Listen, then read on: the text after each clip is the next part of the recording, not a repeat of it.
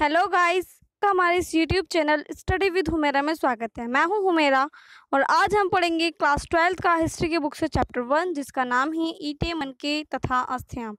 हम इसमें हड़प्पा सभ्यता के बारे में पढ़ेंगे। चैप्टर को स्टार्ट करने से पहले मैं बता दूं कि ये इस चैप्टर का सेकंड पार्ट है और फर्स्ट पार्ट जो है वो आपको इस वीडियो के डिस्क्रिप्शन में मिल जाएगा, तो आप वहाँ से पहले फर्स्ट पार्ट को देखिएगा फिर सेकेंड पार्ट को देखना। हमने फर्स्ट पार्ट में 15वां पॉइंट तक कंप्लीट कर लिए थे, तो आज हमें 16वें पॉइंट से पढ़ना है।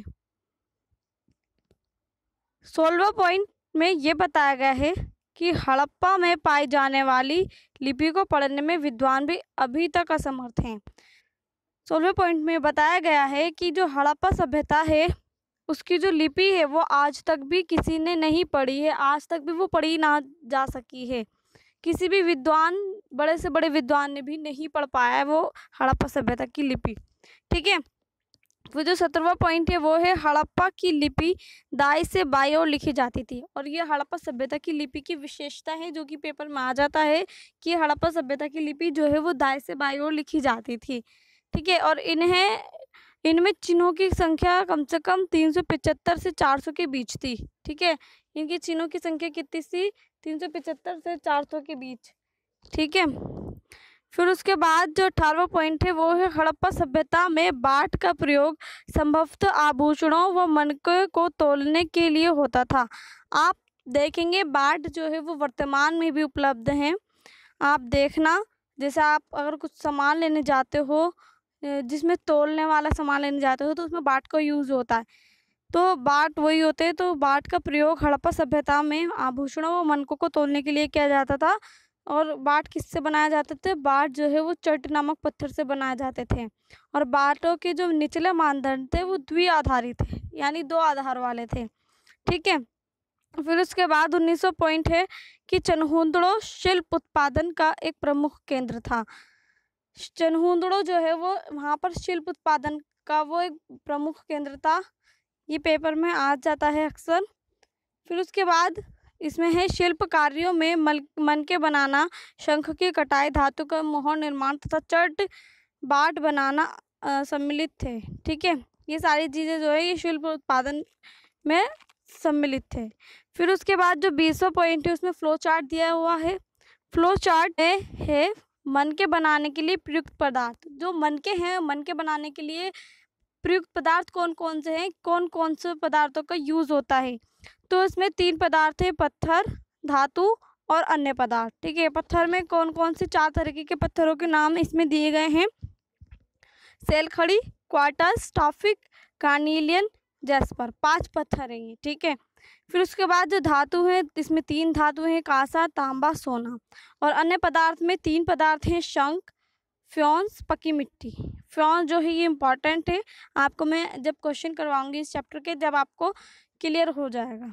फिर उसके बाद जो 21वां पॉइंट है उसमें बताया गया है कि मोहरों और मुद्रांकनों का प्रयोग लंबी दूरी के संपर्क और सुविधाजनक बनाने के लिए होता था।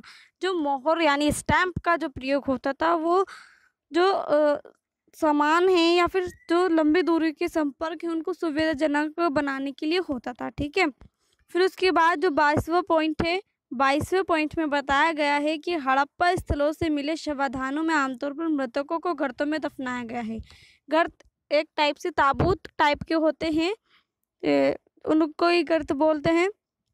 तो जो हड़प्पा स्थल थे वहाँ से जो शवाधान में मिले थे आमतौर पर मृतक थे और उनको गर्तों में दफनाया गया था। और जो गर्त थे उसके अंदर मृदभांड आदि के अवशेष भी मिले थे।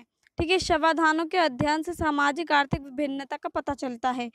जब शवाधानों का अध्ययन किया गया, जब विद्वानों ने शवाधानों का अध्ययन किया तो उससे वहाँ के सामाजिक तथा आर्थिक विभिन्नता का पता चलता है। ठीक है, फिर उसके बाद 22वां पॉइंट फ्लो चार्ट की मदद से इसमें बताया गया है कि हड़प्पा सभ्यता के पतन के संभावित कारण, कि हड़प्पा सभ्यता धीरे धीरे विलुप्त कैसे हो गई और इसका पतन क्यों हुआ। तो ये तो था हड़प्पा सभ्यता के पतन के संभावित कारण। इसमें 7 कारण बताए गए हैं। पहला है जलवायु परिवर्तन। ठीक है, हड़प्पा सभ्यता में जलवायु अचानक से बदल गई। मौसम ठंडा गर्म होने लग गया, कभी भी कैसा भी मौसम हो जाता था, जिसके कारण से हड़प्पा सभ्यता जो है वो धीरे धीरे खत्म हो गई। और दूसरा कारण है वनों की कटाई। देखो, पेड़ जो हैं वो बहुत ही इम्पोर्टेंट रोल निभाते हैं वर्षा आने में, और जितनी भी सारी चीज़ें होती हैं वो सारे रोल जो है पेड़ करते हैं। और पेड़ कटने के कारण भी हड़प्पा सभ्यता जो है वो धीरे धीरे विलुप्त हो गई, क्योंकि खाद्य की कमी हो गई। फिर उसके बाद बाढ़ आने लग गई। जब पेड़ कट गए तो बाढ़ की वजह से पानी ज़्यादा भरने लग गया, भूकंप आने लग गए। पेड़ नहीं होंगे तो भूकंप आएंगे। नदियों का मार्ग बदलना, पेड़ नहीं होंगे तो नदियों का मार्ग ऑब्वियसली बदलेगा ही। नदियों को सूख जाना, पेड़ नहीं होंगे तो बारिश भी नहीं होगी, ये बात ध्यान रखना है। नदियाँ जो हैं सूख गई क्योंकि बारिश नहीं होती, बाहरी आक्रमण के कारण बाहर से आक्रमण होने लग गए, जिसके कारण से हड़प्पा सभ्यता जो है वो धीरे धीरे से उसका पतन हो गया। ये याद रखना है, ये बहुत इंपॉर्टेंट है, ये पेपर में 8 नंबर में पूछ लिया जा सकता है। फिर उसके बाद जो 24वां पॉइंट है वो है हड़प्पा सभ्यता के हर घर में ईंटों के फर्श से बना एक स्नानागार होता था, जिसकी नालियाँ दीवार के माध्यम से सड़क की नालियों से जुड़ी हुई थी। ठीक है, जो हड़प्पा सभ्यता थी वहाँ पर अगर हम घर में देखें तो हर एक घर में ईंटों के फर्श से बना एक स्नानागार होता था।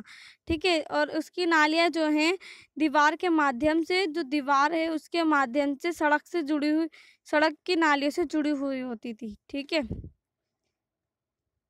फिर उसके बाद जो 26वां पॉइंट है, 26वें पॉइंट में बताया गया है कि महंगे पदार्थों से बनी दुर्लभ वस्तुएं सामान्यतः मोहनजोदड़ो और हड़प्पा जैसी बड़ी बस्तियों से मिली हैं, जैसे स्वर्णाभूषण व फ्योन से बने लघु पात्र। यानी जो महंगे पदार्थ हैं, जो बहुत ज़्यादा महंगे बनते हैं, वो बहुत ही कम चीज़ें हैं।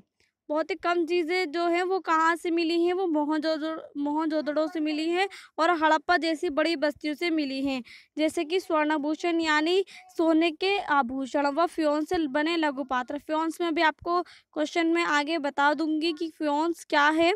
ठीक है, फिर उसके बाद जो 27वां पॉइंट है वो है नागेश्वर तथा बालाकोट समुद्र तट के नज़दीक स्थित थे।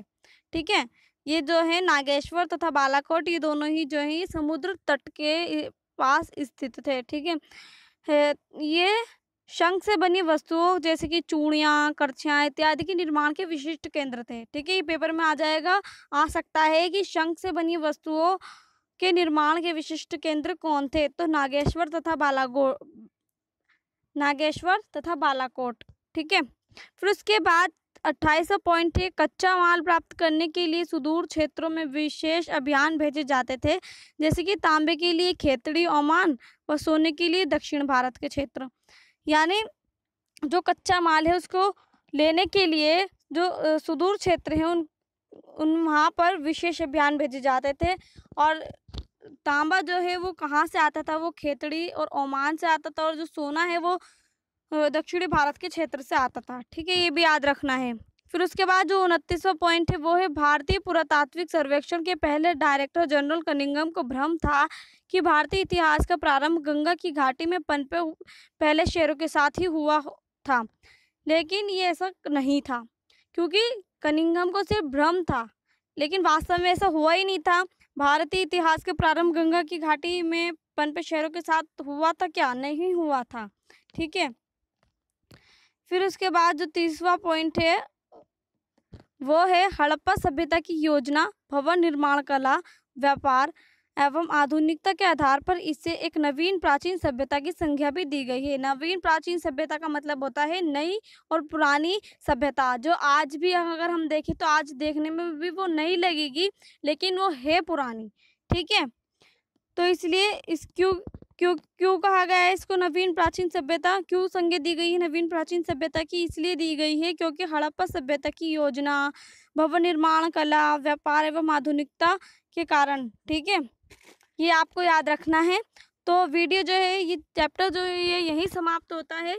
अगर आपको ज़रा सा भी इसमें समझ में आया हो तो हमारे वीडियो को लाइक कर देना, और हमारे यूट्यूब चैनल स्टडी विथ मेरे को सब्सक्राइब नहीं किया तो इसको सब्सक्राइब भी कर लीजिए, और साथ ही बेल आइकन को भी प्रेस कर लीजिए ताकि हर आने वाले नोटिफिकेशन मिल जाए और हाँ, इसका पार्ट 1 देखना ना भूलें। इसका पार्ट 1 जो है वो इस वीडियो के डिस्क्रिप्शन में मिल जाएगा, तो चेक करके देख लीजिए। और मैं नेक्स्ट वीडियो में इसके आपको क्वेश्चन आंसर्स कंप्लीट करवा दूंगी। ठीक है, जो इम्पोर्टेंट क्वेश्चन है MCQs वाले, 1 वर्ड वाले, वो भी बहुत इम्पोर्टेंट है, मैं आपको वो करवा दूंगी। ठीक है, तो थैंक्स फॉर वॉचिंग।